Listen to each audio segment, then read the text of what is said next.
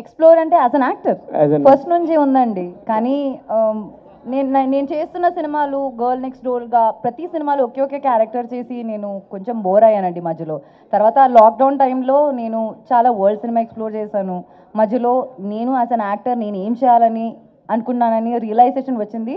So పర్ఫార్మెన్స్కి scope ఉన్న క్యారెక్టర్సే నేను ఇప్పుడు చేస్తున్నాను. జస్ట్ ఫర్ హీరోయిన్ ఆ పేరు కోసం నేను ఒక సినిమా అయితే కమిట్ చేయను. అందరూ అనుకుంటున్నారు సిద్ధు వల్ల అనుపమ ఇలా మారిపోయింది, సిద్ధునే చేంజ్ చేశాడు మొత్తం అనుకున్నారు. మంచిదే కదా అండి, మీరు గ్లామరస్ అంటున్నారు, అంత బ్యూటిఫుల్ అంటున్నారు, మంచిదే కదా. థ్యాంక్స్ సిద్ధు. మల్లిక్రామ్ గారు, టిల్లు స్క్వేర్ టైంకి వచ్చేసరికి చాలా ముందు నుంచి కూడా ఒక్కొక్కటి గ్లిమ్స్ లాగా వదులుకుంటా జనాల్లో అందరిని అలా పట్టేసేలా చేశారు. దానికి ముందు నుంచి ఒక ప్లాన్ ఏమైనా ప్రిపేర్ చేసుకున్నారు ఇట్లానే చేయాలని, లేకపోతే దీనికోసం ఏంటిది?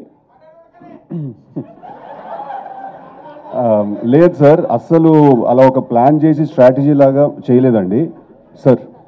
క్వశ్చన్ అడిగారు మీరు.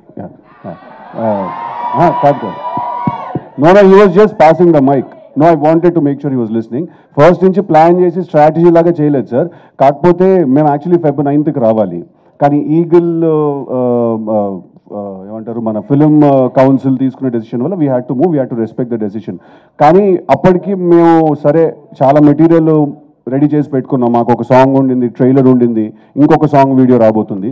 వీఆర్ లైక్ అప్పటికి ఇంకా చంపేస్తారేమో ఏదో ఒక మెటీరియల్ వదలకపోతే అని ఆ ట్రైలర్ ఆల్రెడీ కింద రాస్తున్నాడు సార్, ఇంకా చూడం పో, మాకు అవసరం లేదు, నువ్వు రాకపోతే చంపేస్తాం, ఈ టైప్లో ఏవో కింద జరుగుతున్నాయి సార్. సార్ అది నిజమా డిస్బిలీఫ్లో ఉండాలా ఏదో తెలియదు, ఫస్ట్ అయితే ట్రైలర్ వదులుతాం అని సినిమా గురించి బయట యూనో స్ప్రెడ్ అవ్వాలి, ఇన్ఫర్మేషన్ న్యూస్ స్ప్రెడ్ అవ్వాలని చెప్పి ట్రైలర్ ముందే రిలీజ్ చేశాను sir. So Valentine's day was a very good day Tillu trailer release చేయడానికి. సో అందుకు release it on that day sir. Sir Siddhu గారు సార్, అంటే లేట్ అవటం వల్ల కూడా మీకు ఇంకా బెటర్మెంట్ ఈ అవుట్పుట్ తీసుకురావడానికి ఏమైనా యూజ్ అయిందా ఈ లేట్ అవటం కూడా?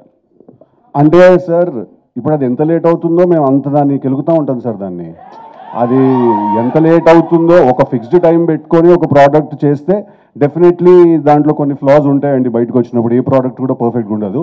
కాకపోతే మీరు దాన్ని ఇంకో 3 నెలలు వదిలేస్తే నేను ఇంకో 3 నెలలు చేస్తాను సార్. నేను మధ్యలో షూటింగ్ అయిపోయింది అనుకుని హెయిర్ కూడా కట్ చేసేసాను సార్.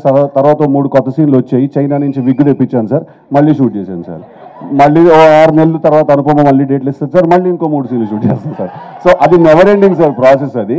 బట్ లేట్ అవ్వడం వల్ల అవుట్పుట్ బెటర్ అయిందంటే డెఫినెట్గా అయింది సార్. రైట్.